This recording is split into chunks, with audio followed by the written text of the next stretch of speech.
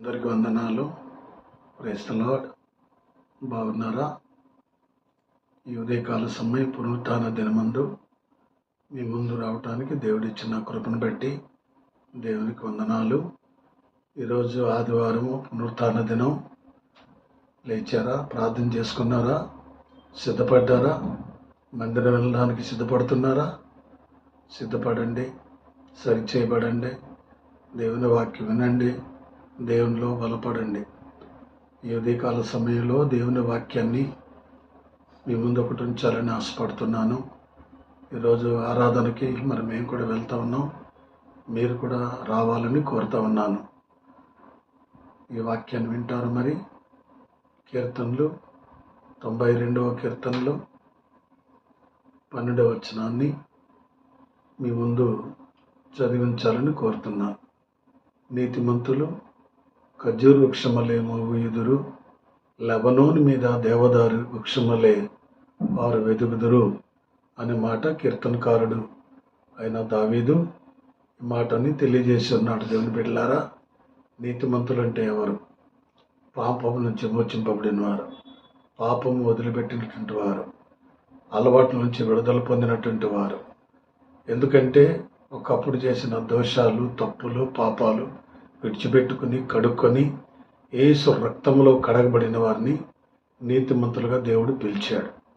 మనము మన పాపములను ఒప్పుకునేలా ఆయన నమ్మదగినవాడు, నీతిమంతుడు గనుక సమస్త దుర్నీతి నుండి మనలను పవిత్రులుగా చేయనని దేవుని వాక్యంలో వ్రాయబడి ఉంది.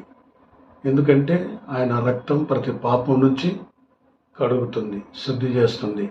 ఆయన రక్తం లేకుండా పాప క్షమాపణ లేదు, నీతి లేదు.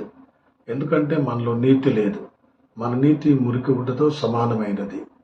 కాబట్టి యేసు ప్రభు యొక్క రక్తం ద్వారా మన యొక్క మురికి గుడ్డ లాంటి మురికిని దేవుడు కడిగి శుద్ధి చేసి దేవుని బిడ్డగా, నీతిమంతులుగా దేవుడు తీర్చాడు అని దేవుని వాక్యాన్ని బట్టి మనం నమ్ముతున్నాం. కాబట్టి మనలో నీతి లేకపోయినా ఆ నీతి మనకిచ్చి నీతిమంతులుగా చేశాడు. అందుకే కీర్తనకారుడు ఏమన్నాడంటే, నీతిమంతులు ఖర్జూర వృక్షముల్ని మూవు వేయటం. ఖర్జూర వృక్షం అంటే చెట్టు అండి, మూవు అంటే పూత అండి. పూత అంటే ఏంటో తెలుసండి? పువ్వు అండి. పువ్వు అంటే దేవుని అభిషేకం అండి. ఆత్మ, దైవ సన్నిధి, దైవ ప్రసన్నత అండి మనలో ఉండాలి. నీతిమంతుల యొక్క ముఖం మీద ఆ మూవు కనబడాలి, ఆనందం కనబడాలి, రక్షణ ఆనందం కనబడాలి, సంతోషం కనబడాలి. ఆ మూవు అనుభవంలోనే మనకు వెళ్ళాలండి. ఎందుకంటే వారు గురించి చెప్తున్నారు ఆయన, నీతిమంతులు ఖర్జూర వృక్షములే మూవు వేస్తారు, లెబనోను మీద దేవదారు వృక్షములే వాళ్ళు ఎదుగుతారు. ఎందుకంటే లెబనోను మీద దేవదారు వృక్షం ఎదిగేటట్టుగా ఎదుగుదలకి ఆటంకం ఉండదండి. వాళ్ళు నిటారుగా ఎదుగుతారు, వంకర త్రోవలకు వెళ్ళరు, వంకరగా జీవించరు, వంకరగా బ్రతకరు. ఎదిగే అనుభవం కలిగినటువంటి వారే ఈ నీతిమంతులు, ఖర్జూర వృక్షాలు. కాబట్టి మనము ఈ ఉదయకాల సమయంలో ఈ పునరుత్థాన దినమందు నీతిమంతులుగా తీర్చబడి, ఖర్జూర వృక్షములు వేయబడి, దేవదారు వృక్షములుగా ఆ లెబనోను దేవదారు వృక్షం మీద ఎదిగేటట్లుగా మనం ఉండాలని ప్రభు కోరుతున్నాడు. మనం ఎదుగుతున్నామా? మొద్దుబారిపోయామా? లేక మొండిబారిపోయామా? దేవుని కోసం ఎదుగుతున్నామా?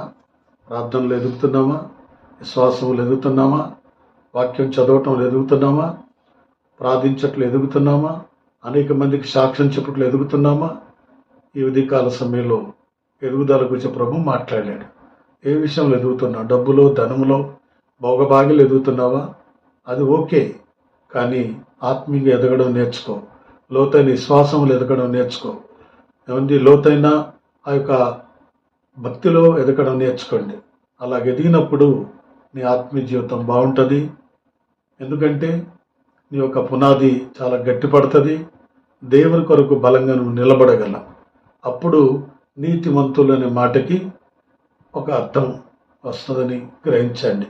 కాబట్టి యేసుక్రీస్తు రక్తంలో కడగబడిన ప్రతి ఒక్కరూ పాపాలు వదులుకొని విడిచిపెట్టుకొని ఆయన రక్తంలో ఎప్పుడైతే కడగబడతామో నీతిమంతులుగా తీర్చబడతాం, రక్షణ పొందుతాం, రక్షణ అనుభవంలోకి వెళ్తాం.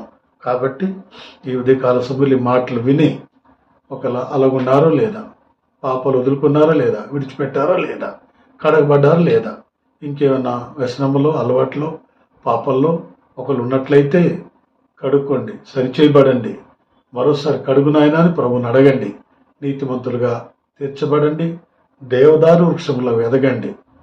ఈ ఉదయకాలం విన్న ఈ మాటలు మీ జీవితాల్లో, వ్యక్తిగత జీవితంలో, కుటుంబ జీవితంలో, ఎందుకంటే ఇవన్నీ కూడా అన్వయించుకొని ప్రభు కొరకు జీవించాలని కోరుతూ ఈరోజు ఈ మాటలు విన్న మీ జీవితాల్లో దేవుడు గొప్ప సమాధానం, నెమ్మది ఇవ్వాలని కోరుతూ దేవుని సన్నిధిలో మీరందరూ కూడా కలిసి ప్రార్థించి దైవ సన్నిధికి వెళ్ళాలని కోరుతూ ఈ మాటల ద్వారా మీరు బలం పొందాలని ప్రభు యేసు నామములో మీకు తెలియజేస్తూ ఈ మాటలు నేను ముగిస్తున్నాను. దేవుడు మిమ్మల్ని దీవించును గాక. God bless you all. Amen.